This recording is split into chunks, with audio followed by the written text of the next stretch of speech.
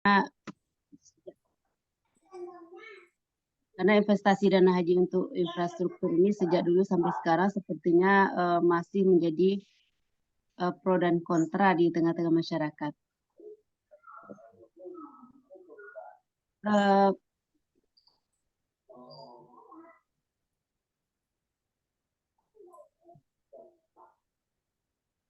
Ya, langsung saja saya coba untuk menyampaikan sekilas, karena makalahnya sudah saya bagikan, PowerPoint-nya juga sudah, dan kebetulan laptop tidak pula bisa menerima jaringan pada sore hari ini.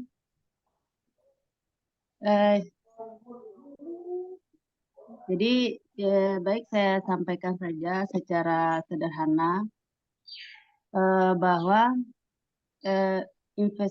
terdapat pro dan kontra di tengah-tengah masyarakat mengenai investasi dana haji ini, terutama ketika ada isu pemerintah akan menggunakan dana haji ini untuk infrastruktur.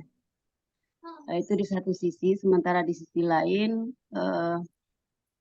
masyarakat sudah lama menunggu jadwal untuk keberangkatan, kemudian sekarang ada lagi kebijakan baru, peraturan baru bahwa dana haji, dana biaya perjalanan ibadah haji itu meningkat sangat tajam,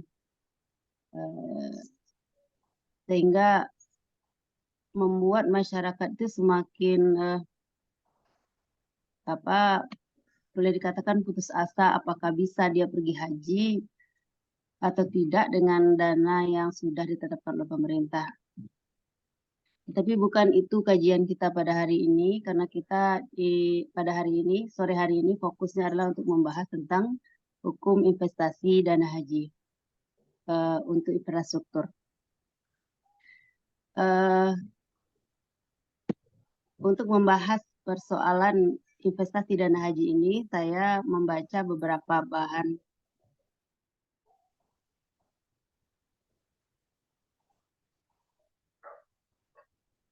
Undang-Undang Nomor 34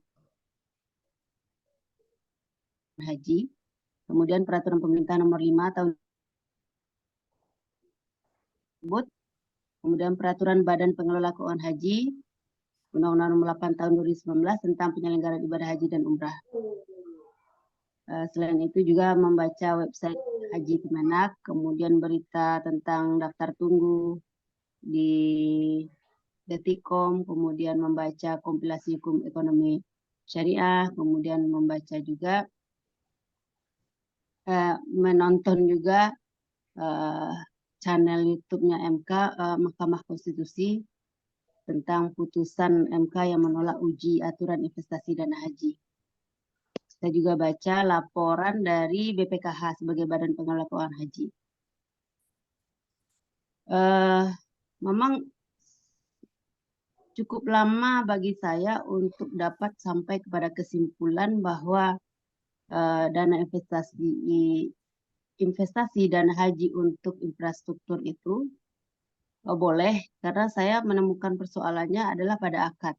Karena seperti yang saya baca di Fatwa DSN, dalam Fatwa DSN itu dikatakan bahwa investasi dana haji itu boleh, tetapi menggunakan akad wakalah. Sementara akad wakalah itu sendiri tidak pernah kita temukan, tidak pernah ditemukan oleh setiap jemaah haji. Karena ketika kita memberikan setoran untuk dapat antrian kursi keberangkatan itu, kita tidak pernah membuat akad tersebut. Jadi saya karena itu mencoba untuk mencari-cari, mencari di dalam kompilasi hukum ekonomi syariah, saya baca tentang wadiah.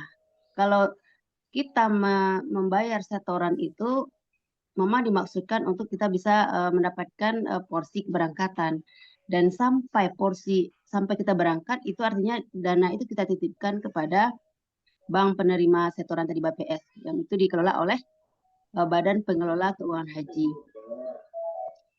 Nah, sekarang timbul lagi persoalan ketika dana itu dititipkan di bank penerima setoran atas nama BPKH tadi, yang dikelola oleh BPKH.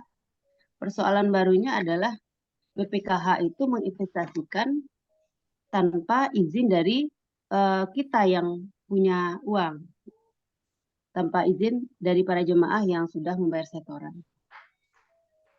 Dan ternyata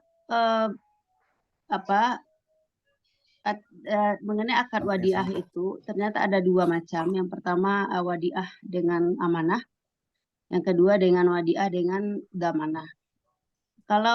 Kalaulah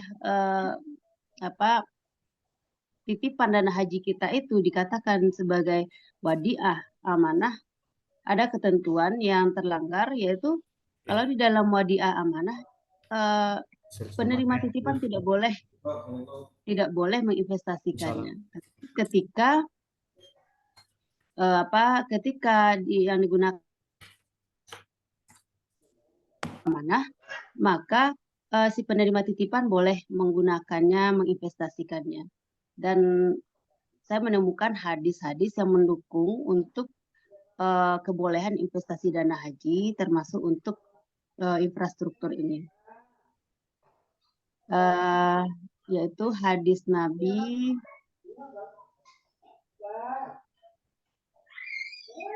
yang muat dalam makalah itu pada halaman berapa ini?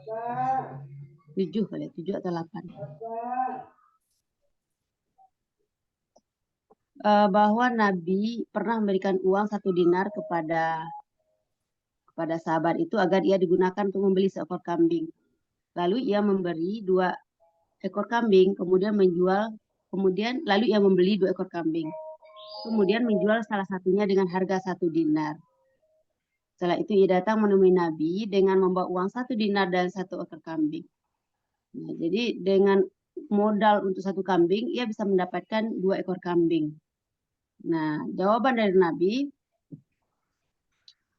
Nabi justru mendoakannya dengan keberkahan. Nabi bersabda, sungguh sekiranya ia membeli tanah, ia akan tetap beruntung. Jadi di sini Nabi tidak menolak, tidak membantah atau menolak atau mengharamkan tindakannya yang sudah diberikan kewenangan untuk membeli seekor kambing, ternyata menghasilkan 2 ekor kambing.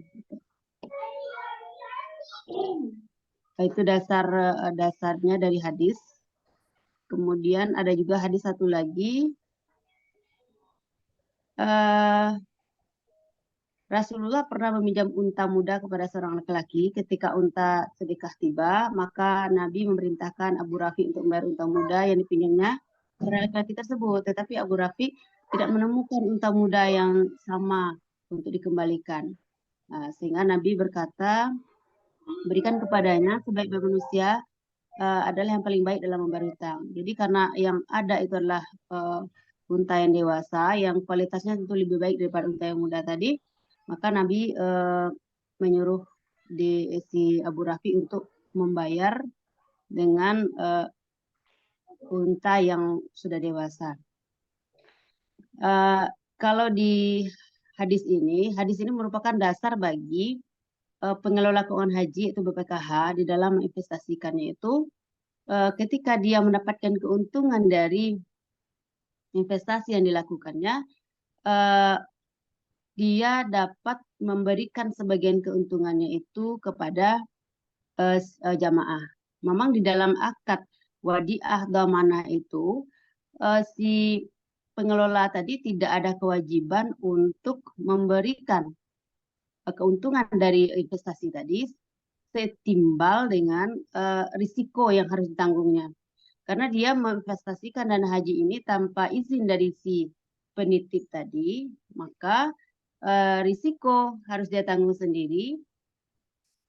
Risiko tidak bisa ditanggungkan kepada si penitip, sedangkan keuntungan dia boleh ambil sendiri. Tidak ada kewajiban dia untuk memberikan keuntungan.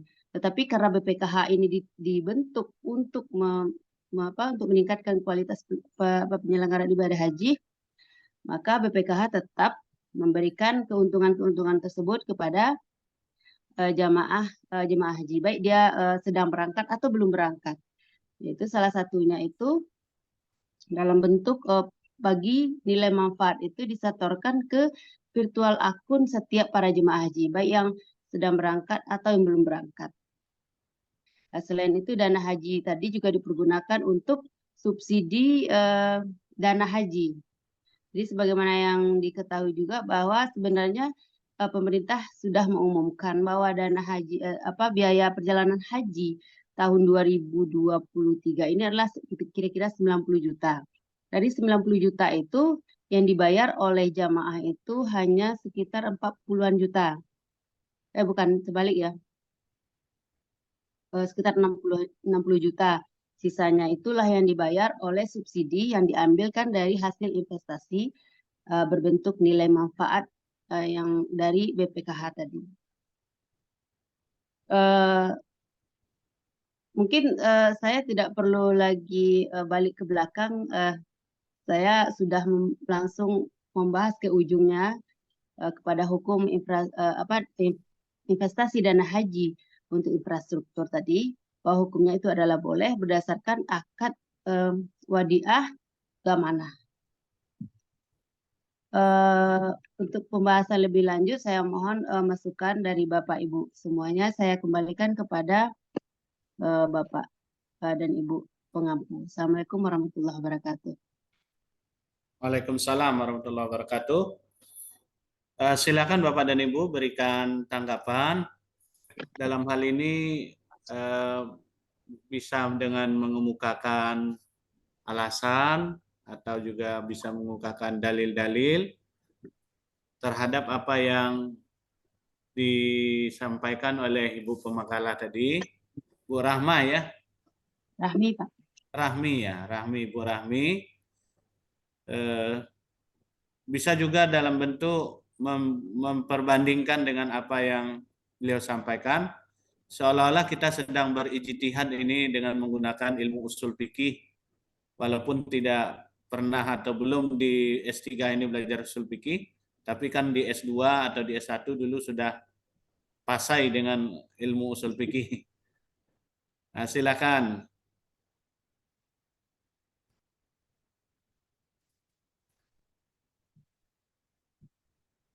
Ada yang sudah angkat tangan, hampir semuanya angkat tangan ini. Ya. Ini udah resign, Prof. Kita urut aja dari urutan saya, Pak Frizal dulu. Ya. Makasih, Prof. Assalamualaikum warahmatullahi wabarakatuh. Waalaikumsalam.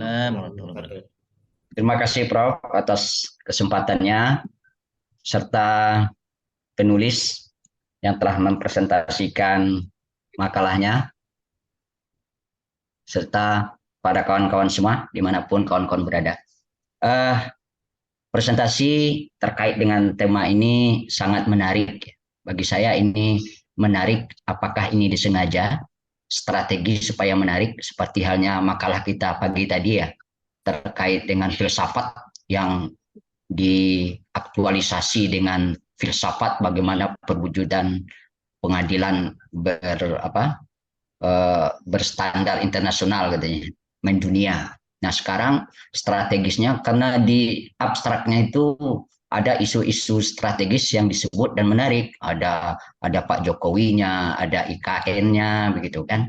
Ini kan menarik begitu, menarik bagi saya. Tadi penulis sampai kepada kesimpulan bahwa legalitas investasi yang dilakukan oleh BPKH dalam menginvestasikan dana haji ini berdasarkan kepada akad wakalah domanah ya. Wadiah domanah ya, mohon maaf. Wadiah domanah, karena si calon jamaah haji tidak pernah merasa, saya tidak tahu juga dan saya tidak bisa memastikan apakah memang tidak ada akad yang dibuat ketika ya mungkin kita berpengalaman, saya sendiri lupa karena sudah lama, apakah memang sudah tidak ada akad yang kita tanda tangani untuk perwakilan ini. Tapi pada kesimpulannya penulis pemakalah menyatakan ini boleh. Nah, ini boleh. investasi di infrastruktur itu boleh begitu ya. Kembali kepada asas muamalah, al aslu fil muamalah al ibahah ya. Hatta yadulla dalilun ala tahrimiha. Ini juga mengacu kepada undang-undang tentang pengelolaan dana haji ini, Undang-Undang 35 tahun 2014. Ada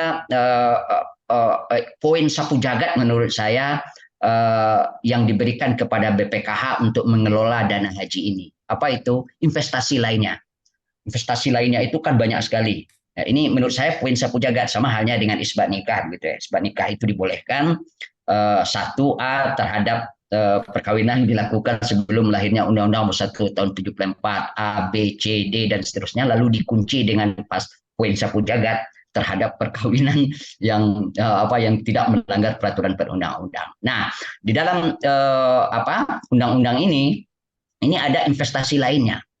Investasi lainnya itu kan banyak. Salah satunya adalah infrastruktur. Nah, mestinya menurut saya dalam makalah ini penulis menyatakan itu boleh. Menurut saya mestinya pemakalah lebih banyak menguras apa itu sesungguhnya infrastruktur. Karena asas dibolehkannya investasi menginvestasikan dana haji ini menurut peraturan pemerintah yang dikutip tadi itu dan undang-undang itu harus ada asas-asas. Ada asas manfaat di situ, ada prinsip kehati-hatian. Nah, ini harus dikupas. Itu bagaimana skema investasi di bagian infrastruktur ini, termasuk apakah prinsip-prinsip berinvestasi di infrastruktur ini sudah menjalankan prinsip-prinsip yang diatur dalam pengelolaan dana haji. Ada kehati-hatian di situ, tidak berisiko tinggi dan segala macam. Bahkan menurut saya kalau mau spesifik, ya sesuai dengan isu strategis yang diangkat oleh penulis tadi, umpamanya terkait dengan investasi di IKN, umpamanya. Nah, ini infrastrukturnya seperti apa sehingga hukum yang tadi dikatakan boleh, ya hukum asal muamalah itu mubah boleh, sehingga itu nanti kan kasus per kasusnya akan bergeser, yang boleh itu menjadi haram sesuai dengan prinsip dan risiko yang ditemukan. Nah, saya kira begitu. Tapi kan ini pemakalah hanya menyimpulkan investasi di bagian infrastruktur itu boleh. Menurutnya boleh. Sehingga menurut saya kebolehannya itu harus memaparkan apa prinsip-prinsip ya sehingga dia menjadi boleh. Karena ada prinsip-prinsip ya umpama berdasarkan syariah. Karena infrastruktur itu kan macam-macam. Ada konsorsium yang terlibat dalam pembangunan infrastruktur umpamanya. Nah, itu kan kasus per kasus. Oleh karenanya kesimpulan penulis pada dasarnya itu boleh, tetapi ini yang harus dikupas. Infrastruktur yang seperti apa itu menjadi boleh, dan kemudian bergeser hukumnya kepada hukum yang lain. Saya kira begitu, Prof. Terima kasih. Ya. Tapi ada satu lagi, Prof. Satu lagi yang menjadi keraguan saya. Ini karena dari referensi yang saya baca, itu ketika ada penyetoran untuk mengambil setoran haji itu katanya ada akad di situ.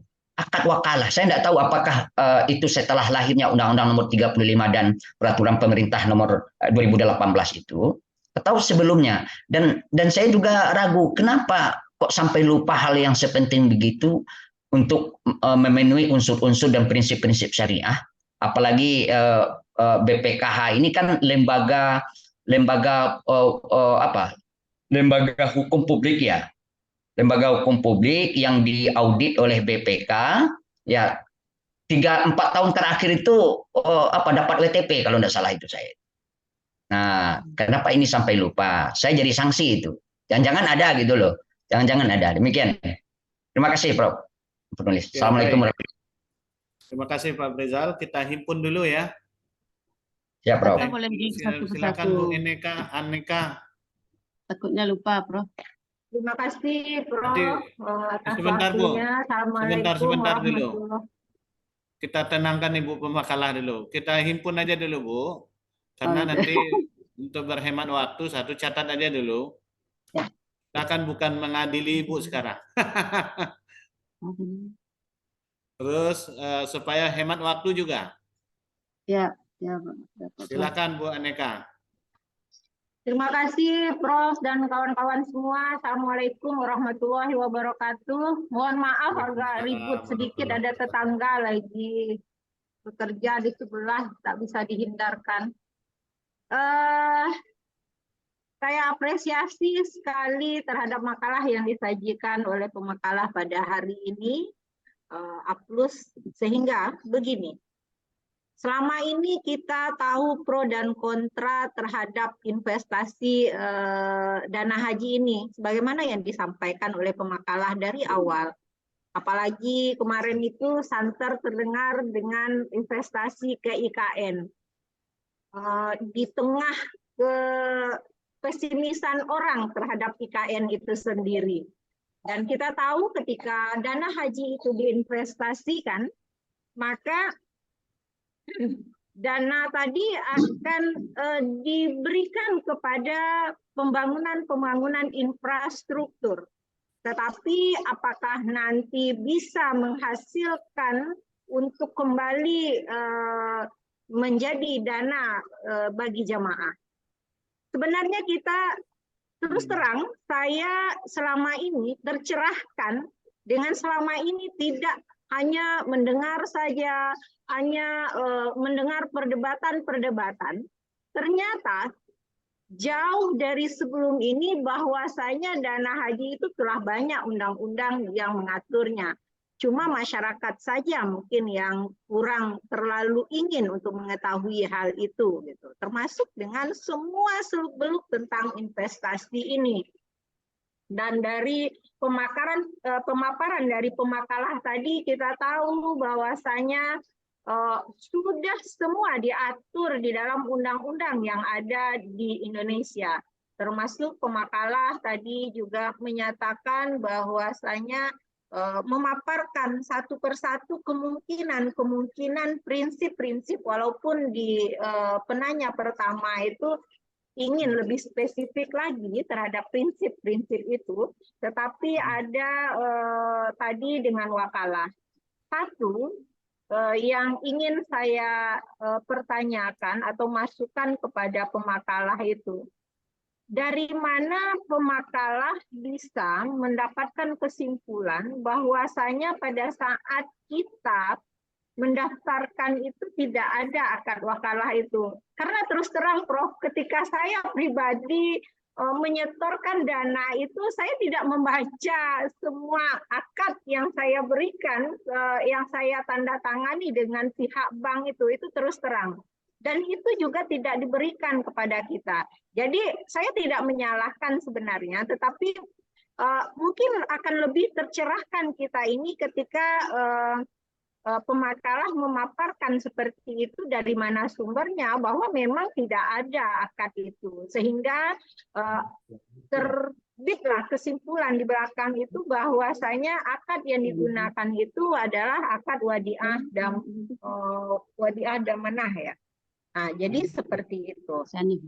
Nah, masukan atau semacam pertanyaan, bagaimana kalau seandainya pemakalah mengupas lagi di dalam makalah ini atau itu, sehingga kita lebih mengetahui bagaimana investasi ini, bagaimana kerja, kinerja, atau perkembangan dari investasi. Karena investasi ini sudah ada payung hukumnya sejak lama, dan itu sudah ada dilakukan oleh pemerintah, walaupun dengan pro dan kontranya.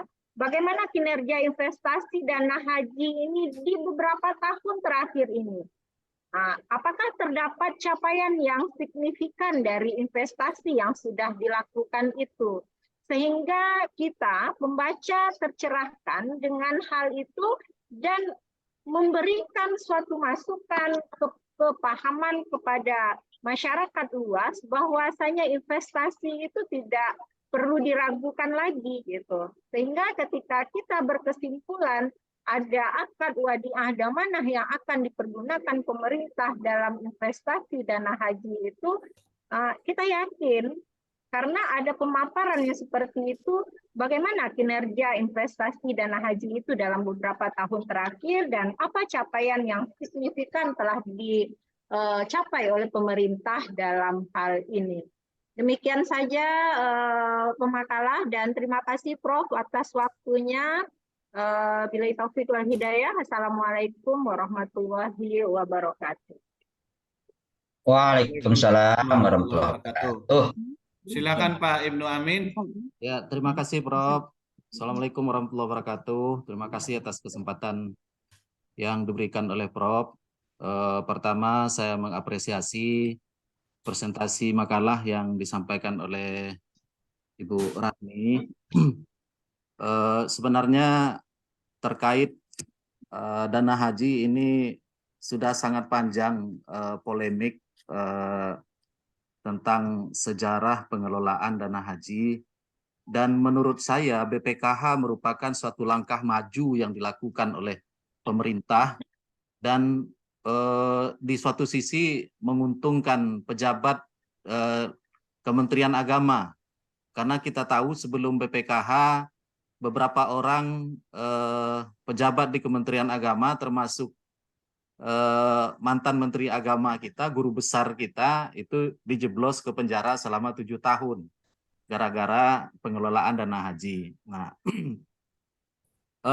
terkait dengan undang-undang dan peraturan pemerintah tentang pengelolaan dana haji melalui BPKH ini, saya juga sependapat dengan teman-teman yang bertanya sebelumnya, ingin mempertegas bagaimana pemakalah bisa memperjelas tentang status akad.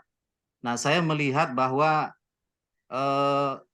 status akad secara umum ketika kita melaksanakan penyetoran dana ibadah haji atau setoran awal itu, apakah akad statusnya itu wadiah atau titipan atau sudah ada unsur akad mudharabahnya tadi. Jadi kalau pemakalah tadi hanya mengatakan itu dan memutuskan berdasarkan peraturan tadi hanya wadiah saja gitu kan. Tetapi justru kalau investasi itu karena tidak ada dana ini miliknya milik jamaah gitu kan. Milik jamaah harusnya ada tersirat atau ada aturan yang mengatakan ini wadiah kah atau mudharabah kah. Nah itu. Mengapa ini harus diperjelas? Karena kaitannya kalau kita lihat kerja dari BPKH sekarang, apalagi dikaitkan dengan investasi, bahwa di pasal 54 itu mengatakan bahwa pekerjaan dari BPKH itu risk avoiding, yaitu menghindari risiko atau hanya menginginkan risiko rendah, sehingga investasi-investasi yang diarahkan itu juga tidak kepada investasi-investasi besar gitu kan, dan bahkan dibantah oleh Jokowi bahwa dana haji tidak diinvestasikan ke IKN gitu kan. Nah, khawatirnya kita gitu kan, BPKH ini sesuai juga dengan pengantar yang disampaikan oleh pemakalah di awal tadi, bahwa pemerintah telah mengumumkan besaran dana haji per jamaah tahun 2023 itu sekitar 90-an gitu kan. Tetapi karena ada profit and sharing atau pembagian keuntungan dari pengelolaan dana BPKH ini tadi, maka disubsidi. Nah, khawatirnya kalau tidak kita dudukkan akadnya ini karena subsidi ini, apakah bisa nggak pemakalah mengatakan ini merusak istiqomah atau tidak gitu kan? Karena inti dari jamaah melaksanakan ibadah haji itu dia sanggup gitu. Artinya ketika dia dibantu oleh pemerintah, kemudian dia nggak jelas lagi akadnya dari awal gitu kan? jangan-jangan dana ini dana subhat dan merusak dari istitoah jamaah itu sendiri. Ya, mungkin itu pemakalah dan Prof. Demikian. Assalamualaikum warahmatullahi wabarakatuh. Waalaikumsalam warahmatullahi wabarakatuh. Silakan Pak Nursal.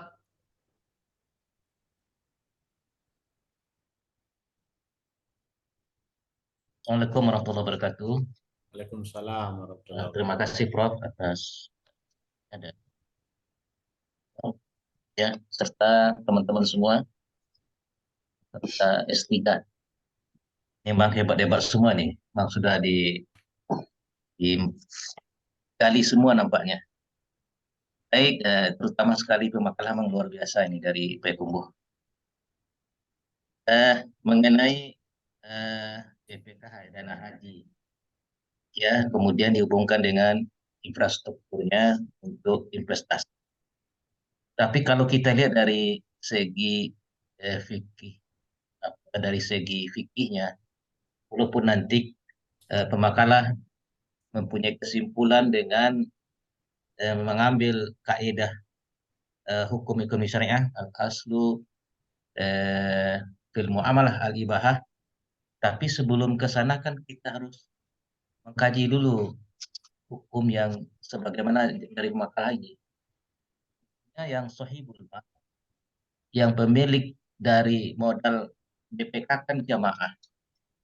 Nah, jadi kalau ada seperti yang disampaikan tadi dalam makalah, ada fatwa DSN bahwa ketika tidak sejalan dengan fatwa DSN, nah ini gimana ini?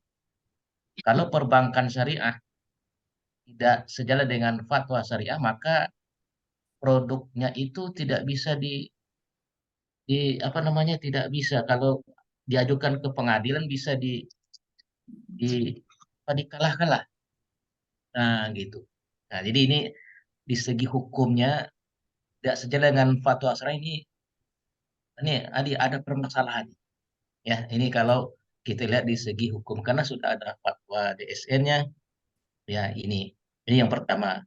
Jadi status kaitan dengan pengelolaan dana haji sebagai memberikan wakalah atau dari sahibul mal ya kepada BPKH tapi tidak sejalan dengan fatwa DSN, berarti ada permasalahan. Nah, ini yang pertama, kenapa seperti itu tadi. Kemudian kalau ditinjau dari segi wadi tadi atau dari wadiah bahwa contohnya jamaah atau sahibul mal mewadiahkan pada muwadi'nya adalah BPKH. Jadi ini harus jelas juga ketika dia menyerahkan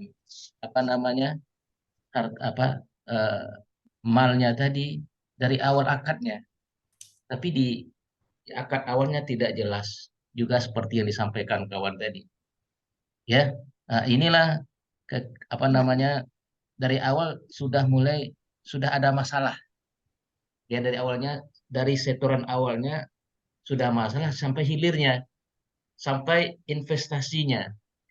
Investasinya pun kita lihat ya, apakah nanti dengan infrastruktur apa akad murabahahnya, apa akad musyarakahnya juga ini kan harus jelas juga ya, seperti tadi lembaga-lembaga apa yang bisa di dana haji ini diinvestasikan.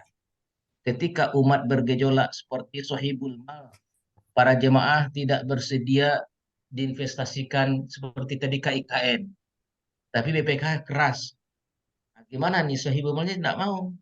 Karena ada syaratnya bahwa seperti reksadana syariah itu dicantumkan bahwa reksadana syariah bisa bertindak ketika sahibul mal menyetujuinya. Ketika sahibul mal tidak setuju, maka reksadana tidak boleh investasikan. Nah, ini jemaah banyak yang pro kontra ketika ada investasi ke jalan tol contohnya, investasi ke IKN, dan ini jemaah banyak yang tidak setuju. Nah, ini ketika sahibul mal tidak setuju, pengelola tetap kan ini satu sisi bertentangan dengan prinsip syariat. Nah, ini bagaimana solusinya? Ya, ketika sahibul mal atau pemilik harta kepada pengelola itu tidak memberikan surat, jangan investasi ke sana. Ada gejolak di masyarakat. Nah, ini bagaimana statusnya? Saya rasa seperti reksadana syariah, dia akan tidak melanjutkan ketika sahibul mal memberikan tanggapan bahwa itu tidak setujunya. Barangkali itu saja, Prof. dan pemakalah yang dipertegas ya supaya jelas posisinya. Assalamualaikum warahmatullahi wabarakatuh. Waalaikumsalam warahmatullahi wabarakatuh. Gimana Bu Rahmi, cukup dulu? Ya, cukup dulu, Prof. Kita lihat Akan nanti dicoba. Bapak dan Ibu yang sudah menunjuk, angkat tangan, kita tunggu dulu ya. Kalau masih ada waktu nanti, atau sambil mengulas apa yang dijelaskan oleh Bu Rahmi, nanti silakan. Kalau masih ada kesempatan dan waktu. Boleh dilanjutkan, Pak Prof? Tunggu dulu. Oh iya, Tunggu siap, dulu siap. nanti gelombang kedua atau tahap kedua lah ya. Iya, siap, siap. Khawatir lupa nanti, kurang fokus lagi Bu Rahminya, karena sudah pertanyaannya panjang-panjang pernyataannya, lalu pertanyaannya ringan-ringan atau berat-berat, Bu? Kalau bersama menjawabnya tidak berat, Prof. Yang bertanya kandidat doktor semua ini. Kalau dalam ujian promosi seperti itu jawabnya atau menjelasnya, biasanya saya guyonkan sudah layak untuk menjadi doktor. Nah, jadi Bapak dan Ibu sebenarnya hampir layak menjadi doktor, tapi karena semester 1 masih ada 4 semester lagi paling cepat. Silakan Bu. Bu Rami. Baik, saya coba jawab yang pertama dari Pak Rizal mengenai infrastruktur tadi. Mana yang boleh dan mana yang tidak boleh. Karena infrastruktur itu banyak macamnya kan.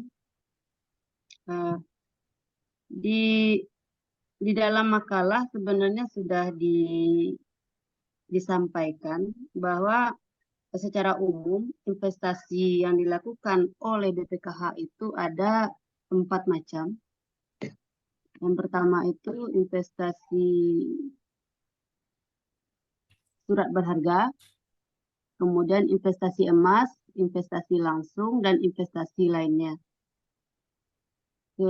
Investasi dalam bentuk surat berharga itu ada 3, surat berharga SBSN, yaitu surat berharga syariah yang diterbitkan oleh pemerintah pusat, yang diterbitkan oleh BI, dan efek syariah yang diatur dan diawasi oleh OJK.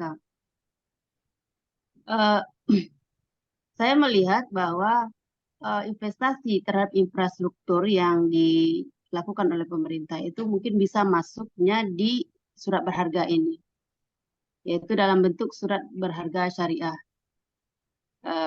Ketika itu artinya kan semacam sukuk juga gitu. Dengan adanya kita membeli SBSN yang dikeluarkan oleh pemerintah terhadap infrastruktur, maka kita akan memiliki saham atau kepemilikan di dalamnya, dan kita akan mendapatkan keuntungan yang diperoleh dari investasi tersebut kalau investasi infrastrukturnya itu menguntungkan. Di antara investasi yang syariah yang dicatatkan di Bursa Efek itu ada sukuk, ada reksadana syariah, semuanya berbentuk syariah. Kemudian ada juga investasi emas. Investasi emas ini ada bentuk emas batangan, rekening emas, dan batasannya itu paling banyak 5% dari total penempatan dana haji. Kalau investasi langsung, itu BPKH itu memang memiliki usaha sendiri. Dia menjadi pemilik usaha, ada juga dia sebagai penyerta modal, ada juga dia yang melakukan kerjasama investasi, dan ada investasi langsung lainnya. Batasannya juga 20% dari total penempatan dan atau investasi keuangan haji. Yang investasi lainnya ini ditetapkan oleh BPKH, dan total batasannya itu adalah 10%. Sekarang apakah infrastruktur itu masuk ke bagian yang mana? Saya tidak bisa memastikan infrastruktur itu bagian mananya, tetapi bisa masuk di surat berharga seperti yang saya sampaikan tadi di SBSN. Kemungkinan ada di sana. Kemudian bisa jadi juga dalam investasi langsung atau investasi lainnya. Tetapi batasannya tetap kembali kepada yang sudah ditetapkan oleh undang-undang. Kalau dia investasi emas, dia harus 5% dari seluruhnya. Kalau investasi langsung itu 20%, kalau investasi lainnya 10%. Di dalam makalah ini juga sudah disampaikan tentang investasi yang boleh dan tidak boleh dilakukan.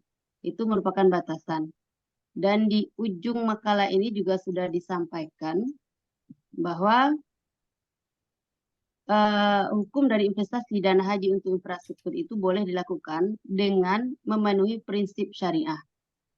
Jadi prinsip syariah yang disebutkan tadi ada amanah, ada nilai manfaat, ada kehati-hatian, dan sebagainya itu harus dipenuhi oleh BPKH dalam melakukan investasi terhadap dana haji ini. Apakah itu merupakan investasi secara umum atau terhadap infrastruktur? Karena BPKH itu adalah lembaga atau badan yang memang khusus, memang terdiri dari orang-orang profesional yang di dalamnya itu ada badan pelaksana dan ada badan pengawas. Mereka itu di dalam melakukan investasi itu sudah mengkaji semua potensi, risiko, dan manfaat dari kemana investasi itu akan dilakukan. Namun sejauh ini sudah ada bantahan dari pemerintah bahwa investasi dana haji untuk infrastruktur itu hoax gitu, tidak ada. Tapi apakah itu benar atau tidak, wallahu alam. Yang jelas sudah ada bantahan dari pemerintah tentang digunakannya dana haji untuk infrastruktur ini. Karena sebagaimana kita ketahui, kalau kita masih membangun, dari mana kita akan dapat keuntungan? Untuk diperoleh keuntungan yang akan bisa dijadikan sebagai nilai manfaat yang akan diperoleh oleh jamaah haji. Kemudian sebenarnya BPKH sudah sangat hati-hati. Jadi walaupun investasi dana haji untuk infrastruktur itu hukumnya boleh, tetapi karena pemerintah sudah menyatakan investasi tersebut tidak ada sama sekali, sudah dibantah. Dan sebenarnya BPKH itu sendiri sudah sangat hati-hati dalam melakukan investasi dan sangat dibatasi oleh undang-undang untuk melakukan investasi. Saya juga baca dibandingkan dengan Malaysia, sebenarnya investasi yang dilakukan oleh Malaysia itu sudah sejak lama. Kalau di Indonesia mungkin sejak adanya Undang-Undang Nomor 34 tahun 2014 dimulai investasi. Tetapi Malaysia sudah memulainya sejak tahun 1963. Sehingga walaupun dana haji atau setoran haji itu jumlahnya sangat besar, itu bisa disubsidi. Dan subsidi yang mereka berikan itu sudah cukup untuk meringankan jemaah haji. Karena mereka melakukan investasi langsung dia punya gedung hotel di Arab Saudi, sementara kita saya belum dapat informasi tentang hal itu. Paling kita di sini membangun asrama haji kan, cuma ya itu yang saya baca, asrama haji itu di Indonesia kan. Kemudian jadi Malaysia itu lebih siap untuk lebih siap ketika pemerintah Arab Saudi mengumumkan naiknya biaya masyair menjadi 20 juta. Yang awalnya mungkin antara 1 sampai 2 juta. Ketika diumumkan dana masyair menjadi 20 juta, mereka siap karena mereka sudah punya investasi atau nilai manfaat atau tabung haji. Mereka sudah lama dibentuk dan mereka bisa berinvestasi, sudah banyak melakukan investasi tanpa banyak batasan seperti Indonesia. Indonesia investasi tadi ada yang 5%, ada yang 10%, ada 20% dari seluruh dana tempatan atau investasi. Sehingga memang apabila dibandingkan dengan tahun yang lalu, seperti saya tuliskan di PPT ini, nilai manfaat yang diperoleh oleh BPKH pada tahun ini justru menurun menjadi minus 3,12%. Padahal tahun 2021 itu diperoleh nilai manfaatnya 10,51 triliun, sekarang 10,18 triliun. Jadi itu sebagai gambaran tentang infrastruktur mana yang boleh dan tidak boleh itu sudah dinyatakan di dalam makalah dan batasannya juga sudah ada, dan ternyata pemerintah sudah menyatakan bahwa investasi untuk infrastruktur tidak ada sama sekali, sudah dibantah. Dan kalau melihat kepada peraturannya, sepertinya BPKH itu diatur atau dibatasi oleh undang-undang dengan batasan-batasan yang sangat ketat, sehingga hal itu belum dilaksanakan sampai sekarang. Karena investasi yang dilakukan oleh BPKH sampai sekarang itu lebih banyak ke penempatan ke kas haji dan ke investasi. Dan lebih banyak iya. Kalau untuk investasi langsung dan investasi lainnya sepertinya belum terlalu disentuh karena takut dengan risiko-risiko tadi. Mereka lebih banyak kepada surat berharga dan emas. Itu untuk yang pertama saya kira, Prof. Ya, baik. Ada yang mau menanggapi tentang jawaban dari pemakalah tentang yang pertama tadi? Infrastruktur yang dibolehkan sudah terjawab, ada dalam makalah. Yang penting memperhatikan beberapa prinsip gitu ya Bu ya. Ya, tetap prinsip syariah, prinsip syariah, kehati-hatian, prinsip keamanan, prinsip manfaat, dan ada satu lagi mungkin yang belum tersentuh, liquid. Likuiditas ya. Nah, ya likuiditas. Artinya kapan dibutuhkan duitnya harus ada. Iya. Nah, sudah dijawab Pak Afrizal? Kalau diam berarti sudah. Izin Prof. Nah, saya masih ragu, Prof. Ragunya begini, persoalan itu kan sudah diatur sebagaimana disebutkan oleh penulis. Ada prinsip-prinsip dalam menginvestasikan dana haji ini yang harus dijaga. Di dalam apa itu? Dalam undang-undang atau peraturan pemerintah tadi itu ada surat berharga emas. Filosofinya, kenapa surat berharga tidak dipersoalkan dalam mata kuliah ini? Kenapa emas tidak dibawa menjadi isu kontemporer dalam makalah ini? Barangkali ini menjadi persoalan yang sesungguhnya tidak ada masalah. Kenapa? Karena prinsip-prinsipnya sudah jelas di situ. Investasi di surat berharga, investasi di emas. Itu prinsip-prinsip kehati-hatian, manfaat, liquid segala macam itu jelas. Nah, sekarang kenapa investasi di bidang infrastruktur kok menjadi diangkat dalam mata kuliah ini, isu kontemporer ini? Ini kan karena ada persoalan. Maka usul saya, kenapa ini menjadi filosofinya apa sih sehingga investasi dana haji di bagian infrastruktur ini kok menjadi penting untuk dipersoalkan dalam kajian ini, dalam kajian mata kuliah ini. Ini yang maksud saya. Apa anunya? Apa rahasianya? Kenapa dia bergeser? Boleh, ya benar boleh. Kenapa? Karena undang-undang sudah mengatakan begitu. Itu kan sudah diuji. Mekanisme kenapa lahir undang-undang itu kan sudah diuji. Berbagai pihak sudah diminta, ya macam-macam lah mekanismenya. Terlepas investasi infrastruktur itu masuk ke surat berharga emas segala macam. Yang jelas itu makanya saya singgung ada poin sapu jaga di situ investasi lainnya. Tinggal persoalan sekarang menginvestasikan dana itu ke infrastruktur sehingga penulis berkesimpulan ini boleh. Itu kan menurut saya masih gampang karena boleh itu memang asas kaidahnya mengatakan begitu. Al aslu fil muamalah lil ibahah itu. Tapi kenapa dia boleh? Kenapa ini diperkenankan dan tidak melanggar peraturan perundang-undangan dan prinsip-prinsip syariah?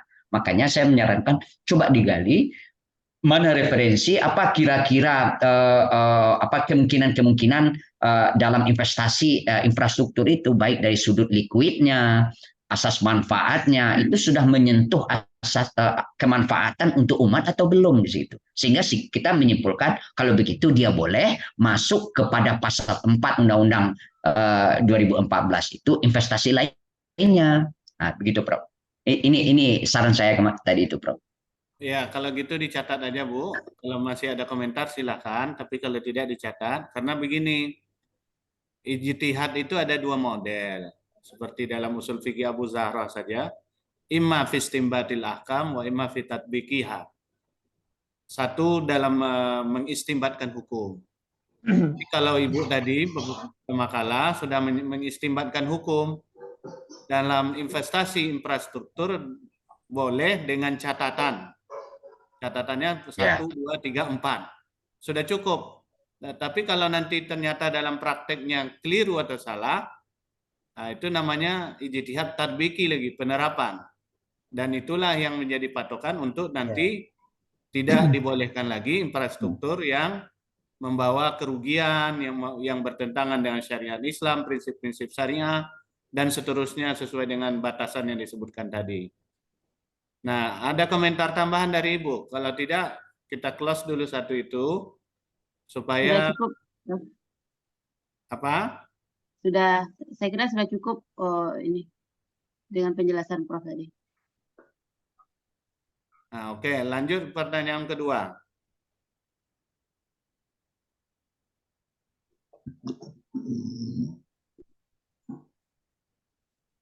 Ini akad wakalah dari Prof. Kalau Yang kedua, dari mana Ibu tahu melakukan akad wakalah? Tapi Ibu berpendapat tidak wakalah ya? Wadiah saya ya? berpendapat karena saya sudah lihat saya lihat ini di dalam fatwa DSN itu dia katanya dia menggunakan BPKH menggunakan akad wakalah. Tetapi saya lihat juga di channel YouTube-nya Mahkamah Konstitusi terdapat orang-orang yang merasa berkepentingan yang hak konstitusionalnya terlanggar karena dia tidak pernah mewakalahkan dana haji yang disetorkan tersebut kepada untuk diinvestasikan.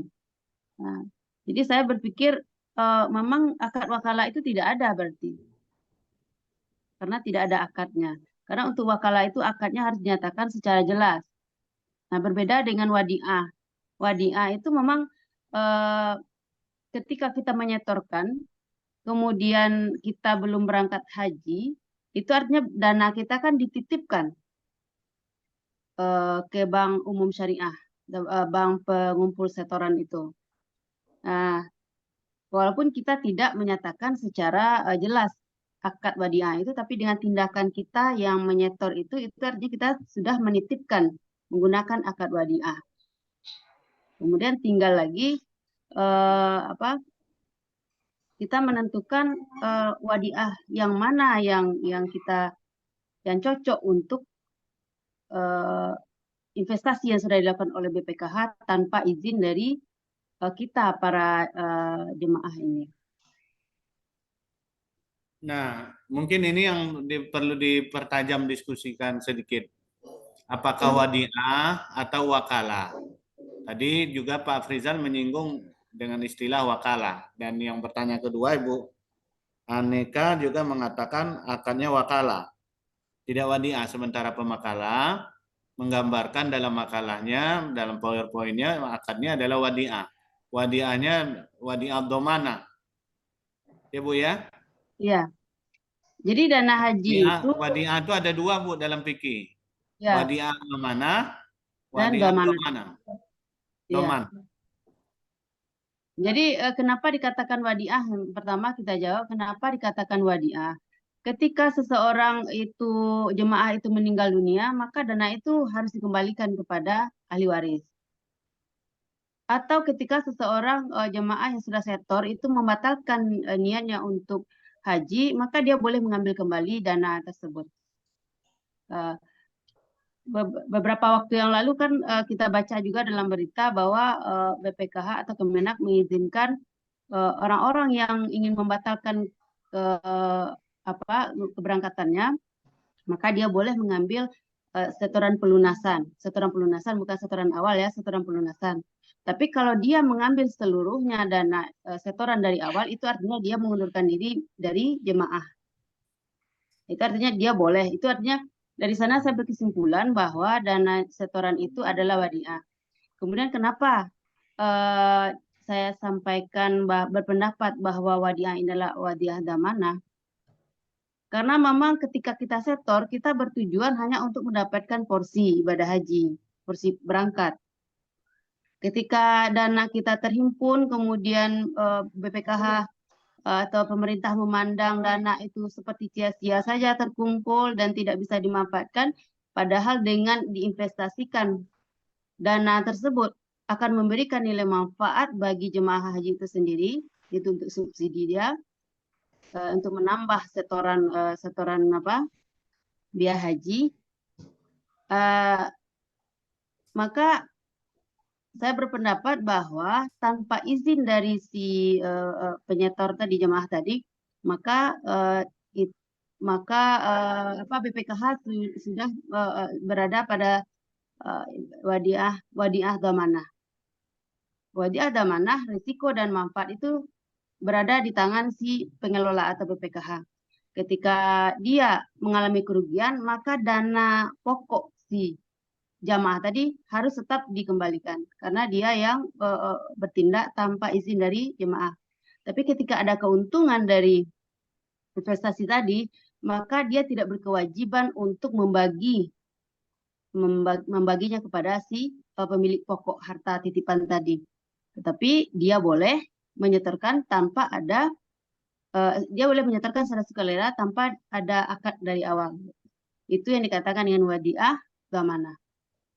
Saya kira itu yang nampak dalam aplikasi selama ini yang diaplikasikan oleh BPKH. Saya kembalikan, Prof. Gimana Bu? Bu Aneka? Cukup, Prof. Bukan wakalah, tapi wadiah damanah. Ya, itu sudah disimpulkan oleh pemakalah, Prof. Ya, siap, Prof. Cukup. Ya. Cuma tadi saya begini, kalau Ibu berpendapat wadiah damanah, kurang relevan dengan hadis yang Nabi meminta belikan kambing 1 dinar tadi. Lalu dibeli 2 kambing, 1 dijual lagi, kambing dapat 1, uang 1 dinar Nabi kembali. Itu wakalah itu kalau yang begitu, Bu? Iya, wakalah. Ya betul, di itu wakalah. Nabi berwakil, tolong belikan saya 1 ekor kambing, ini uangnya. Dalilnya itu yang Ibu pakai tadi kan? Iya. Dalil investasi Tapi ini kan bisa juga dari sana itu ada juga bisa dipakai untuk wadiah, Pak.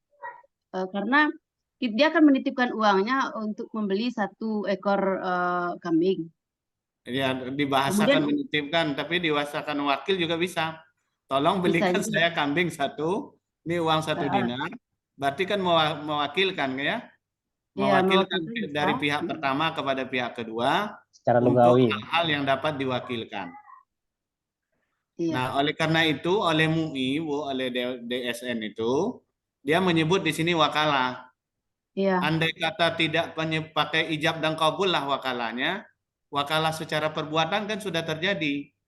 Apa buktinya? 1, dan ditandatangani waktu menyerahkan uang setoran awal untuk dapat kursi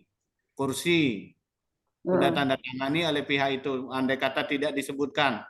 Yang kedua, secara perbuatan sudah menyerahkan uang ongkos haji, uang untuk dapat kursinya kepada Kementerian Agama, yang Kementerian Agama kemudian meneruskan kepada BPKH. Dugaan saya lebih pas, lebih tepat ke wakalah ini, Bu. Ya, saya berpikirnya di situ, Prof. Ketika kita menggunakan akad wakalah, maka harus ada akad yang kita tanda tangani dari awal bahwa kita berwakalah kepada BPKH untuk menginvestasikan. Tapi ternyata kita tidak ada menuliskan menandatangani akad tersebut. Saya baca di fatwa DSN itu sendiri yang menyatakan bahwa wakalah itu harus dinyatakan secara tegas, tidak secara perbuatan atau isyarat. Makanya saya mencari lagi akad yang lain gitu. Iya, jadi saran dari Bu Eneka tadi atau dari Pak Frizal tadi juga memang bagus. Karena itu nanti kalau ini misalnya didalami lebih jauh, perlu dicek apa ada yang akad yang tertulis atau tidak. Seperti kita ke bank juga kan kita juga tidak menyebut mudharabah atau macam-macam, langsung tanda tangan setuju aja kan. Lalu keluar bukunya dan kita store beberapa uang kita yang kita miliki. Jadi dugaan kita secara perbuatan sudah dilakukan dalam bentuk wakalah itu. Nah, tapi memang ini beririsan dengan wadiah domanah atau wadiah yang amanah atau manalah yang lebih pas. Tapi yang jelas kalau MUI berpendirian dari beberapa penjelasan dari Komisi Fatwanya mengatakan arahnya ke wakalah. Wakalah. Berwakil kita kepada pemerintah, pemerintah menyerahkan kepada badan yang otonom, BPKH untuk mengelola dana keuangan haji yang telah disetor jemaah haji Indonesia tentunya. Nah, boleh saja berbeda pendapat, Bu, tidak ada masalah. Namanya ini fikih, apalagi ini tidak ada nas khususnya ya. Ayat khusus, hadis khusus yang menjelaskan hukum hal ini. Ini adalah ijtihad dari para ulama Indonesia dalam rangka menginvestasikan dana haji yang belum terpakai sampai waktunya nanti berangkat. Silakanlah, tidak apa-apa. Mungkin kalau Ibu tetap bertahan, tidak apa-apa, perkuat saja argumennya yang akan datang. Tapi kalau saya termasuk yang berpendapat ini akadnya wakalah. Andai kata tidak secara perbuatan, andai kata tidak secara lisan, sama dengan jual beli juga. Jual beli ijab kabulnya itu awalnya kan saya beli ini, saya jual ini, kata penjual dan pembeli. Tapi hari ini kita ketika beli mobil kan langsung tanda tangan aja. Tanda tangan, bayar uang, lihat mobilnya. Atau ke supermarket kita langsung ambil barang, kasih kasir, bayar tagihannya, bawa barangnya. Tidak ada ngomong-ngomong. Ya, karena akadnya tunai itu, Prof. Iya. Ya itu contoh yang tidak pakai ijab dan kabul secara lisan seperti yang ada dalam kitab fikih. Oke, Bu, lanjut, Bu. Nanti kehabisan waktu kita.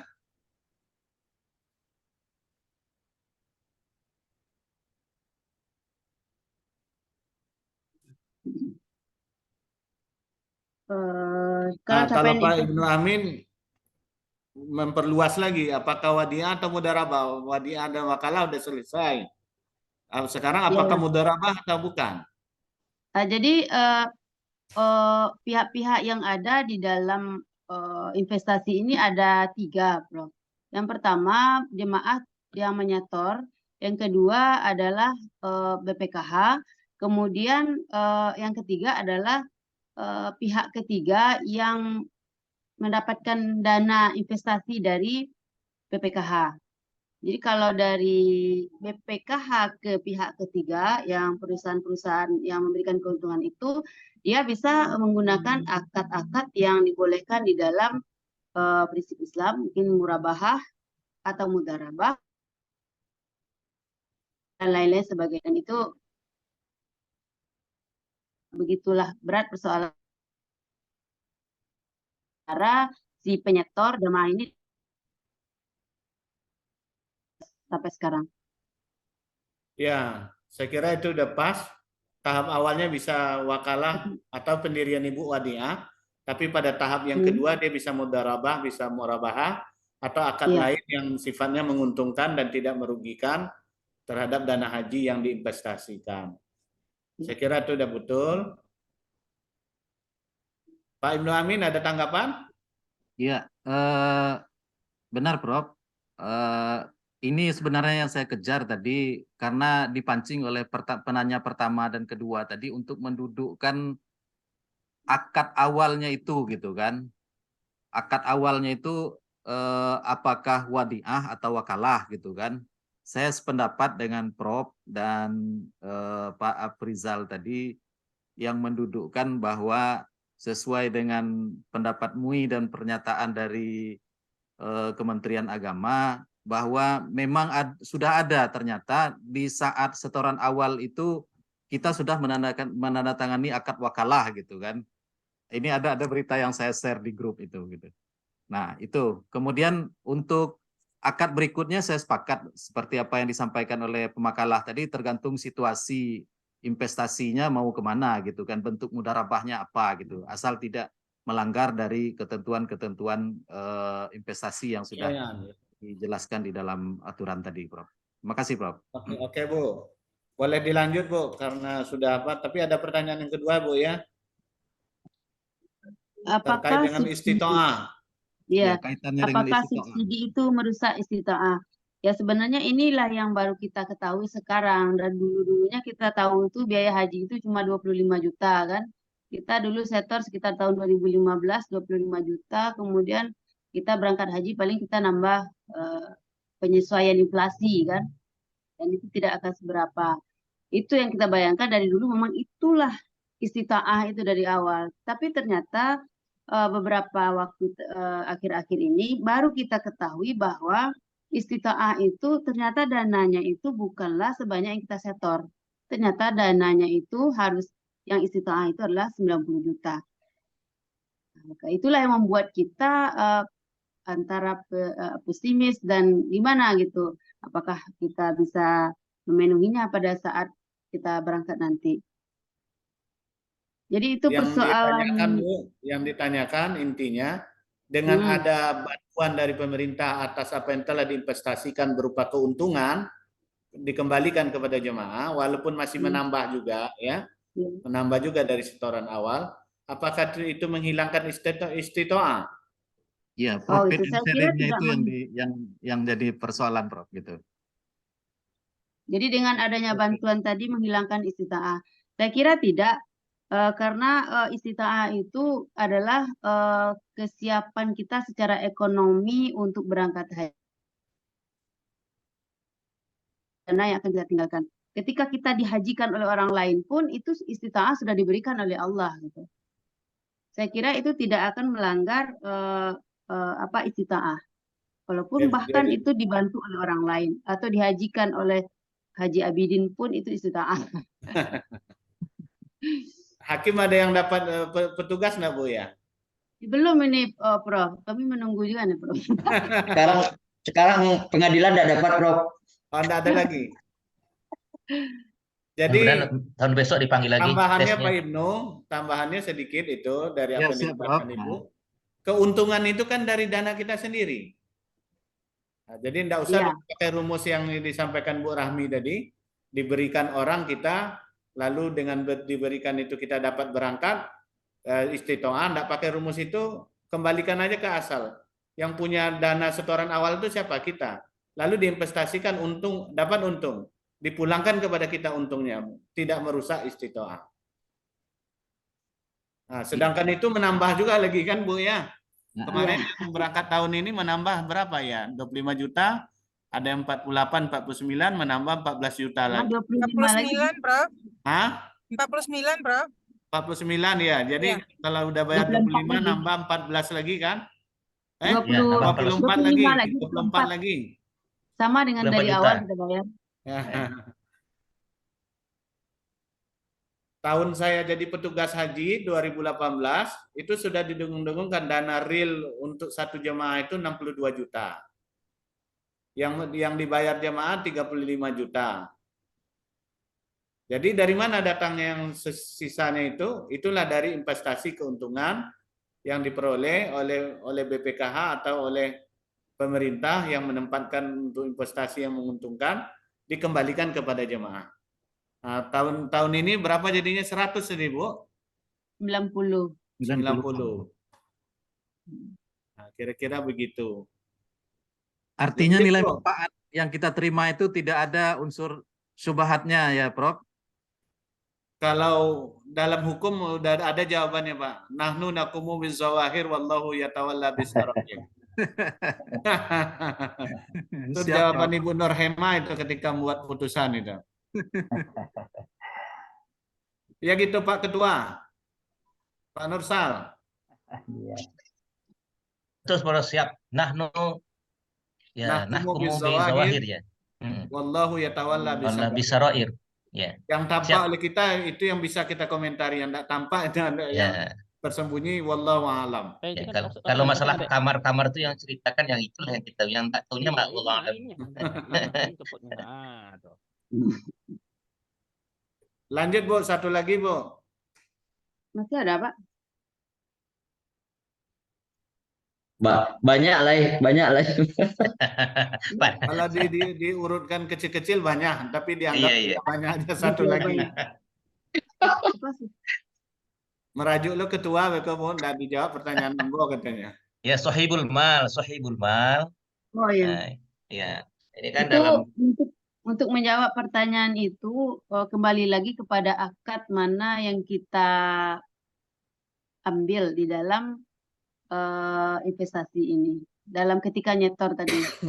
Apakah akadnya wakalah Udah. seperti Rasid, pendapat adanya Rasid, Bumi? Rahmi. Ya?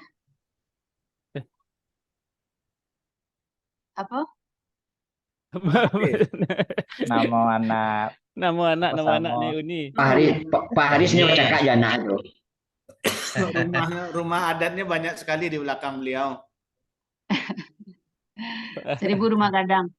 Jadi untuk menjawab itu saya kira kembali lagi kepada akad mana yang kita tentukan ketika jemaah tersebut membayar setoran haji, setoran awal. Apabila dia sudah menggunakan akad wakalah dari awal, itu artinya dia sudah menyerahkan sepenuhnya kepada BPKH untuk menginvestasikan sesuai dengan prinsip-prinsip syariah. Jadi ujungnya ada satu pertanyaan beliau tadi yang beliau kejar sebenarnya. Hmm. Nanti kalau keliru melenceng investasinya keluar dari fatwa DSN kemana? Bagaimana itu kira-kira? Kira-kira begitu. Ketika investasinya keluar dari fatwa DSN atau tidak sesuai dengan peraturan perundangan, kita tunggu aja di pengadilan berarti. masa pengadilan lagi. Tapi mohon izin Pak. Ya silakan Pak Prizal, silakan. Jadi tapi ini silakan Pak Ketua. Ya, yang bertanya dulu lah. Karena ujungnya nanti kan ini kan masalah harta ini, masalah mal atau masalah mal ini kan memang satu sisi kita kan punya juga hati-hati. Karena prinsip syariah itu juga hati-hati. Maka supaya ada kehati-hatian, maka Majelis Ulama Indonesia membentuk DSN dalam rangka mengawal perkembangan dan syariah. Maka setiap ada produk yang berkaitan dengan syariah pasti diiring dengan fatwa DSN, termasuk syariah, termasuk investasi syariah. Nah, jadi ketika fatwa DSN sudah dikeluarkan mengenai akad wakalah, ijarah dan segala macamnya, seluruh lembaga keuangan ya itu akan merujuk kepada fatwa DSN, termasuk diantaranya BPKH tadi, karena dia mengelola ibadah adanya dana umat ini, dana umat Islam. Tapi kenyataannya seperti yang kita bayangkan tadi itu tidak dilaksanakan. Nah, ini pengaruh enggak terhadap ya yang tadi yang mengenai keabsahan keuangan, mungkin di dalam apa tadi, dalam dia melakukan investasi harusnya mendapatkan dalam akad musyarakahnya itu luar biasa keuntungan, karena dalam akad hasilnya kan sekian persen, tapi ketika dia menginvestasikan hanya dalam bentuk wadiah domanah, kalau wadiah domanah itu kan hanya dapat semacam jualah dalam bahasa fikih syariahnya, bahwa dia mendapatkan jualah itu kan tidak seberapa, itu jualah itu hanya bonus saja dapat. Tapi kalau musyarakah ya akad-akad yang adanya unsur kerjasama dan mudharabah bagi hasil itu kan luar biasa. Jadi itu saja nanti kalau ada di antara investasinya tidak sejalan dengan fatwa DSN. Nah, ini gimana ini? Kayak gitu aja itu. Ada pertanyaan. Kalau saya menangkap begini, Prof. Ya, silakan Jadi Pak. saya untuk menghilangkan kekhawatiran ketua saya, jangan-jangan beliau berpikiran seperti ini. Ini lembaga BPKH diberikan kebebasan investasi walaupun dikawal apa namanya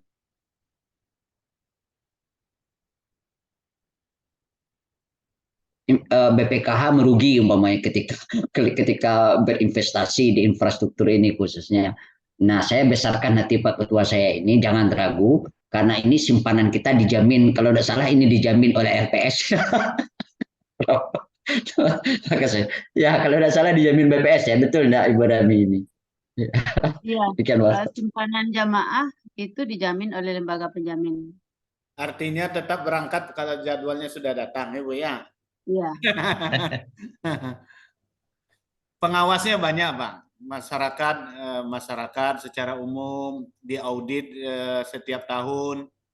Nah, cuma auditnya ini saya tidak tahu, belum melihat lebih jauh. Tapi kita sudah, karena biasa menerapkan hukum, maka pertanyaan kita masuk kepada pelaksanaan. Yang sebenarnya kajian makalah lebih bersifat kepada hukum normatif sebenarnya. Iya. Normatif artinya mengistimbatkan hukum dari pertanyaan kasus atau judul yang mengandung masalah dalam tugas Ibu Rahmi pada hari ini. Tadi ada Pak Media, silakan Pak. Masih ada waktu sedikit lagi. Baik, terima kasih Pak Prof. Assalamualaikum warahmatullahi wabarakatuh. Waalaikumsalam warahmatullahi wabarakatuh. Firdaus, yang penulis makalah, Bu Rahmi, Pak Ibu semuanya. Barangkali sedikit menambah penjelasan dari Bu Rahmi, karena barangkali dari penyajian makalah dan juga tadi di PPT secara umum ya sudah cukup bagus. Cuma barangkali ada alur yang mungkin bisa memudahkan kita memahami bahwa dalam prinsip-prinsip dari dana haji yang digunakan untuk investasi ini juga menggunakan mekanisme sistem istidlal hukumnya gitu ya. Jadi kalau tadi mungkin ini apakah ini wakalah, apakah ini wadiah domana atau mudharabah, itu barangkali akan bisa kita amati, analisis ketika dalam proses penerapannya. Tetapi kalau dalam alur sistem pengambilan hukumnya dalam konteks usul fikih mungkin perlu juga dipaparkan, meskipun ya kita tahu penerapan ini kan dalam ranah fikih kontemporer. Tapi mungkin ada pendapat ulama-ulama klasik yang mungkin setidaknya bisa dianalogikan, dikiaskan. Ini juga ada mungkin pendapat ulama yang kontemporer yang saat ini yang bisa juga kita jadikan sebagai rujukan. Nah, ini penting agar diskusi kita tadi kan artinya kita kan meraba-raba ini kira-kira ini tepatnya di wakalah, tepatnya di wadiah atau di mudharabah. Tapi pada tataran etimologinya, prakteknya ya karena ini berlangsung. Dan tentu saja BPKH dalam hal ini kalau kita umpamakan kan seperti sebuah manajemen perusahaan ya Bapak Ibu ya, badan yang bertanggung jawab untuk pengelolaan keuangan.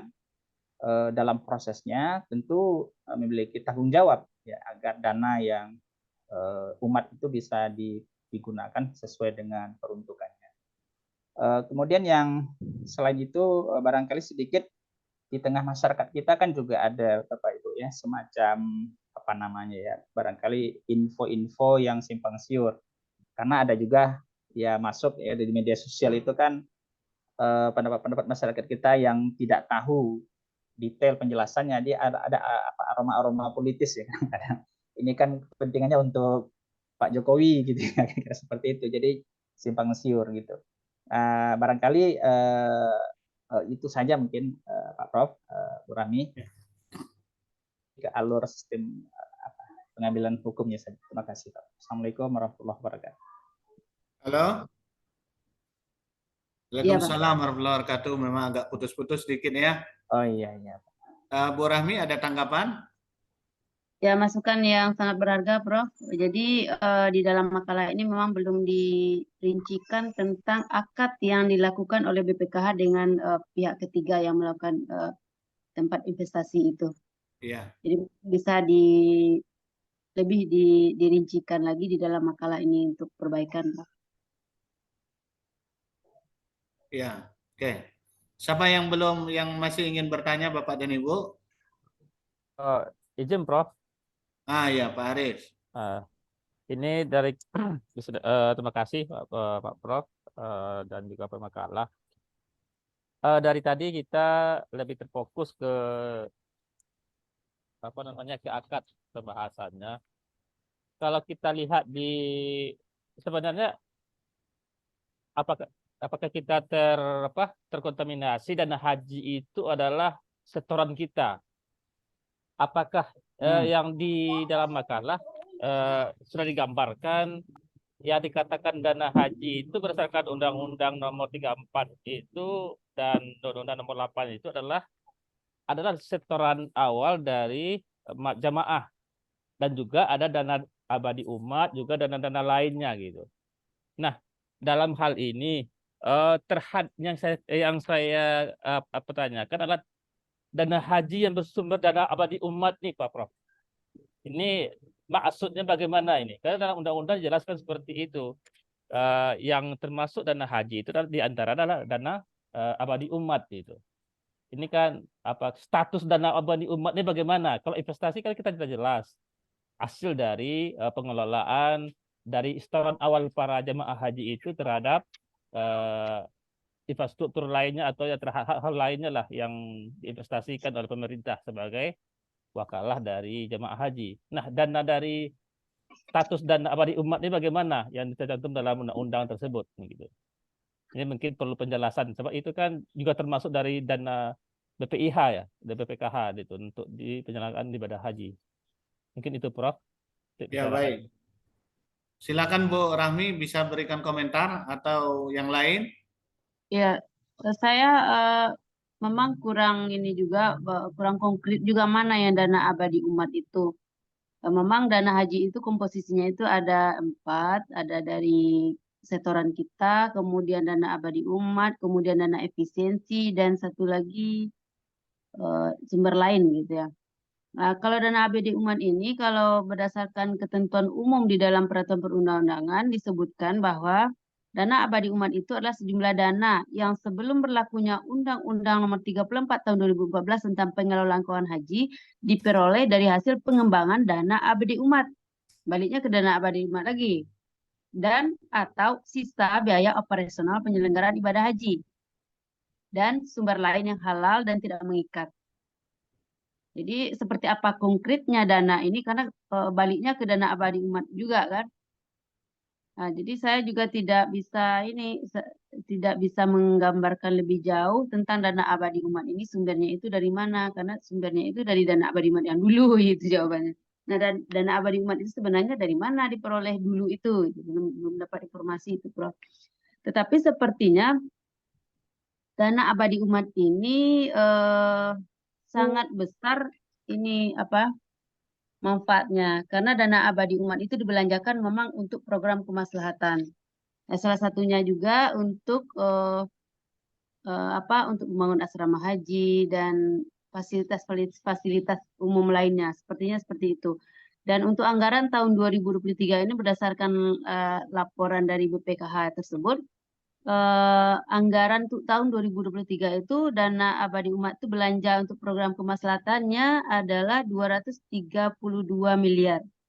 Sampai bulan Juni kemarin sudah terrealisasi 159 miliaran.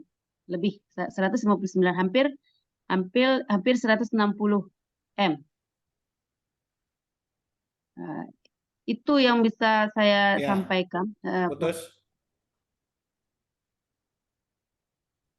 Ya, Prof. Ya, baik. Sependek yang saya tahu juga seperti apa yang Ibu jelaskan, Pak Haris, yang dijelaskan Bu Rahmi itu yang dimaksud dengan dana abadi umat kembali kepada undang-undang yang menjelaskan itu tadi. Ada beberapa macam tadi yang disebutkan, satu diantaranya sisa dari penyelenggaraan ibadah haji pada tahun yang berjalan. Dan dulu lembaga-lembaga atau institusi-institusi Islam yang ada di tanah air tahun-tahun 90 termasuk yang di bawah pemerintahan, di bawah Kementerian Agama, itu pernah mendapat bantuan dana abadi umat untuk modal awal melakukan kegiatan di lembaga itu. Saya contohkan IAIN dulu pernah tahun 94, 95 dibantu 500 juta masing-masing IAIN, tapi semuanya dipertanggungjawabkan, diperiksa BPK pada waktu BPK masuk, atau Itjen ketika Itjen masuk ke pemeriksaan di setiap awal tahun di institusi yang terkait. Nah, jadi itu apa tujuannya? Membantu lembaga-lembaga atau institusi-institusi keislaman yang berhak dipandang oleh Kementerian Agama untuk menggunakan dana yang dinamakan dengan abadi umat itu. Selebihnya kita tidak tahu juga, Pak, sehingga tidak bisa memberikan komentar yang lebih panjang, lebih jauh tentang ini. Dan pertanyaannya pun memang di luar topik yang kita diskusikan pada hari ini. Masih ada? Masih ya Pak Prof. Ini selain itu, kalau kita sekarang kan yang dibilang oleh Kemenak itu tuh sistem wakalah dana haji itu kan ketika sudah jemaah itu sudah mempunyai nama porsi untuk berangkat haji yang 25 juta. Itulah yang nanti yang akan dikelola oleh BPKH dalam untuk investasi di infrastruktur gitu. Nah, terkait yang dana setoran awal haji yang rata-rata dibuka oleh Bank Syariah sekarang ini, apakah juga itu termasuk ke dalam yang akan diinvestasikan oleh BPKH atau tidak? Karena kan ada rata-rata Bank Syariah di BSI, dia menggunakan akad mudharabah mutlaqah terata untuk tabungan haji gitu. Apakah dana tabungan haji yang dihimpun oleh Bank Syariah BSI tersebut juga terinclude ke dalam dana haji akan diinvestasikan oleh pemerintah itu terhadap infrastruktur itu gitu. Mungkin itu tambahannya, Pak. Ya, bisa dijawab Bu Rahmi? Atau saya aja langsung jawab? Bapak aja langsung jawab. Itu masih dikelola oleh bank, Pak, sampai dapat porsi dia. Jadi Misalnya, yang diinvestasikan itu yang sudah dapat setoran haji, yang dana dapat porsi. Betul, betul. Saya dulu untuk berangkat haji tahun 2014 sama keluarga, saya buka tabungan haji. Setiap bulan gaji saya 200.000 dibuat untuk 2 tabungan yang akan berangkat haji. 200.000 per bulan saya sisihkan dari gaji. Ya itu masih di bank saja baru tuh. Karena waktu itu belum sampai 20 juta. Kalau sampai 20 juta langsung masuk jalur setoran ongkos haji, setoran awal ongkos haji yang bersangkutan. Nah, akhirnya apa? Akhirnya ini kapan mau berangkat hajinya? 200.000 sampai 20 juta, mencapai 20 juta berapa tahun itu? Nah, saya simpulkan tahun 2009 mengambil dana talangan haji melalui BSM. Talangan haji inilah yang membuka pintu orang berduyun-duyun mendaftar untuk berangkat haji karena ditanggung dana awalnya oleh perbankan syariah yang diizinkan oleh pemerintah Republik Indonesia. Jadi itu di bank aja baru tuh, Pak. Oke, Pak. Oke. Masih ada yang lain, Bu? Bapak? Gimana Bu Aziza Ali? Ya, Prof. Salah nama, betul ya? Ya, Prof. Assalamualaikum warahmatullahi wabarakatuh. Waalaikumsalam warahmatullahi wabarakatuh. Akhirnya ketemu lagi ya, Prof. Kemarin Ija ke Malangan, Prof. Prof, mengenai ini, apa namanya, kenapa Ija chat, Ija kira sampai akhir takutnya nggak dapat. Gimana menurut Prof untuk SWOT dari penggunaan dana haji sebagai investasi? Karena kalau Ija berpikir SWOT itu kan kalau kekuatan kita seperti yang disampaikan tadi, undang-undangnya kuat, kemudian ada pengurusnya dan segalanya, dananya juga banyak. Kemudian kekurangan kita itu seperti sarana prasarana kayak gitu-gitu. Kemudian lanjut Prof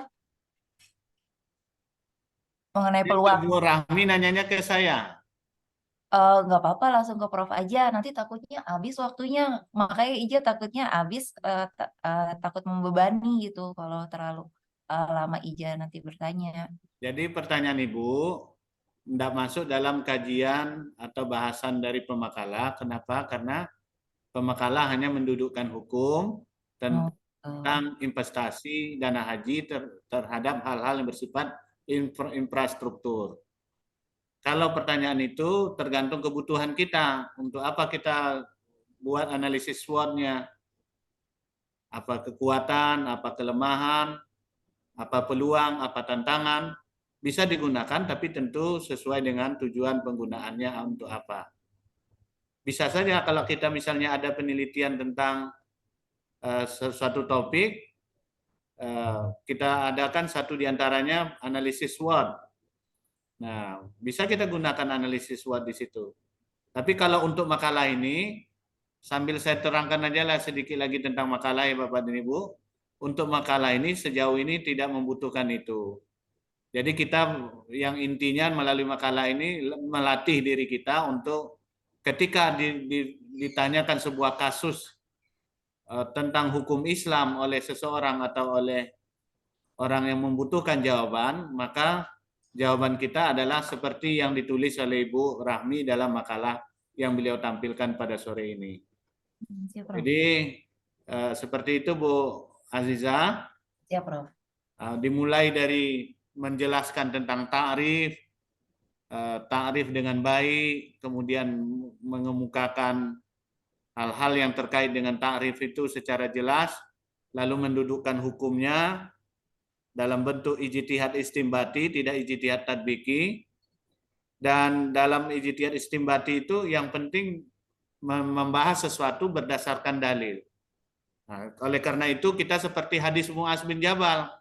Ketika ditanya oleh Rasul, kaifa taqdi iza aradalaka qada? Gimana kamu menetapkan hukum ketika dihadapkan kepadamu persoalan hukum? Nah, jawaban Mu'az satu diantaranya mulai dari saya berpegang kepada Al-Quran. Fabi kitabillah, fa'ilam tajid fi kitabillah, kalau tidak ada dalam kitab Allah dengan sunnah. Kalau tidak ada dalam sunnah, ajtahidur ra'yi, dengan ra'yu. Jadi ra'yu itu nanti panjang dalilnya, bisa kias, istihsan, masalah mursalah, dan seterusnya. Termasuk yang ditanya oleh Pak Media Eka Putra tadi. Dengan apa lagi? Dengan menggunakan kaidah usul, kaidah fikih, dengan mengemukakan qaulul ulama seperti dalam fatwa-fatwa MUI. Nah, itu semua lengkap dalam makalah, kalau bisa tentu akan lebih bagus. Jadi kalau ada dalilnya berupa nusus, an-nas, Al-Quran dan Sunnah, bagus. Walaupun dalilnya dalil umum. Karena kalau dalil khusus, berarti sudah ada jawabannya dalam nas. Kasus baru yang kita ajukan, kasus kontemporer, tentu diduga tidak ada di dalam nas secara khusus. Kalaupun ada, itu nas secara umum. Pengertian umum dari hadis, pengertian umum dari ayat. Kemudian kaidah fikih, boleh kaidah fikih dalam mengistimbatkan hukum, terjadi perbedaan pendapat ulama.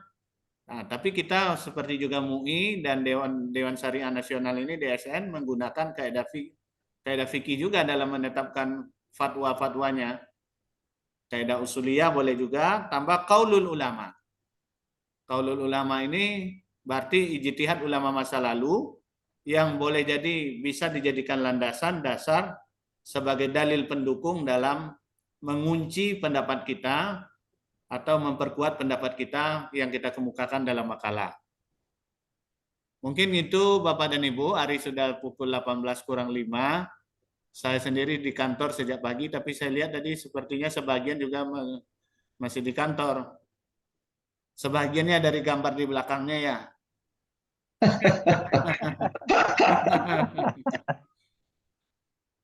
Karena masih di kantor kita, sudah 2 ujian pagi ini Pak. Ada ujian seminar hasil 1, disertasi, proposal disertasi 1 lagi, ada 2. Belum lagi tugas kantor, kebetulan karena di akhir hari kemarin itu terakhir pendaftaran agenda untuk wisuda bulan November nanti atau Oktober, sehingga ramai ini.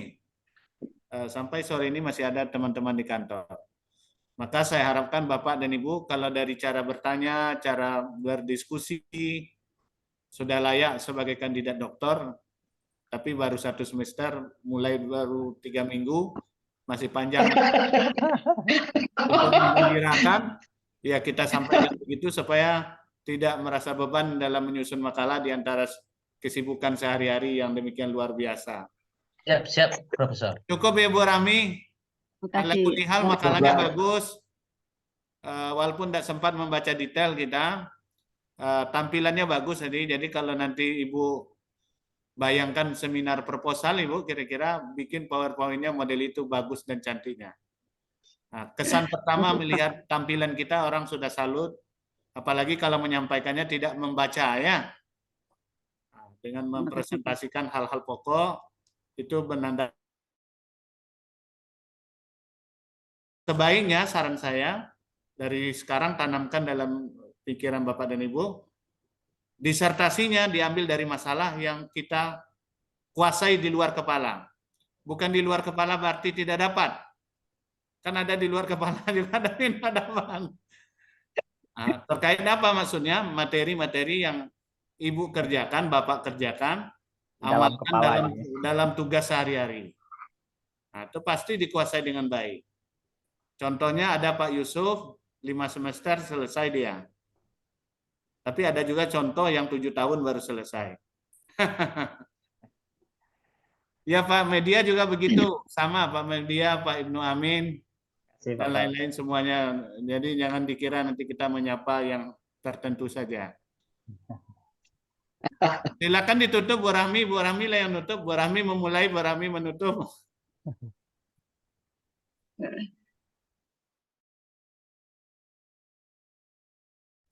Prof, Bapak Ibu mahasiswa Pasca Sarjana UIN Muhammadiyah Padang yang saya hormati, terima kasih atas partisipasi aktifnya dalam memberikan saran dan masukan yang terbaik, yang sangat berharga bagi perbaikan makalah saya ini.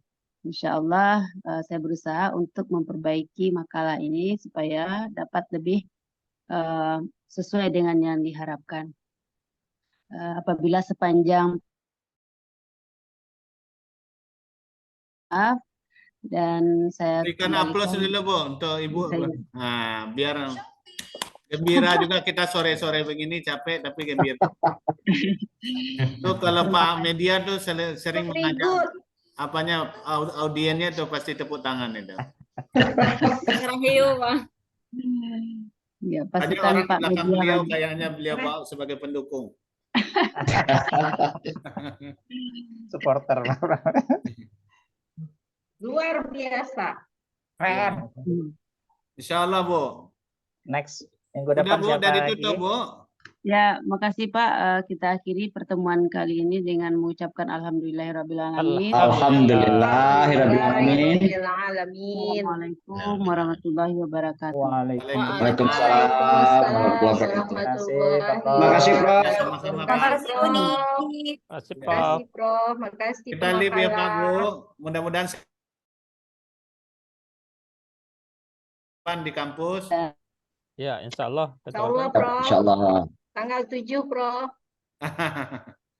Assalamualaikum warahmatullahi wabarakatuh. Waalaikumsalam warahmatullahi wabarakatuh. Nah, live. Nah, Prof nggak? Foto lah. Kodak dulu. Screenshot dulu, lupa tadi. Sudah. Pas lah Pak. Nah. Disimpan nanti dia Pak. Sudah di ini juga Prof. Sudah di record, sudah di. Oh ya, oke. Bagus sekali. Pak Ibnu Amin tuh Prof. Ya beliau biasa ngajar daring itu. Iya. Sudah direkam. Nah, jadi tanggal 7 kan? Prof lah kedua. Tanggal 7. Ketua kelas lah hilang, ketua kelas nih. Aduh, Masya Allah, selesai. Jam berapa lagi kita ya? Ketua kelas sampai terakhir angkat tangan lah kepanikan mah. Oke deh guys, Assalamualaikum. Bye, Sampai jumpa jam 8. Terima kasih nih Rahmi. Sama-sama nih. semuanya. Tahu nih. Dadah.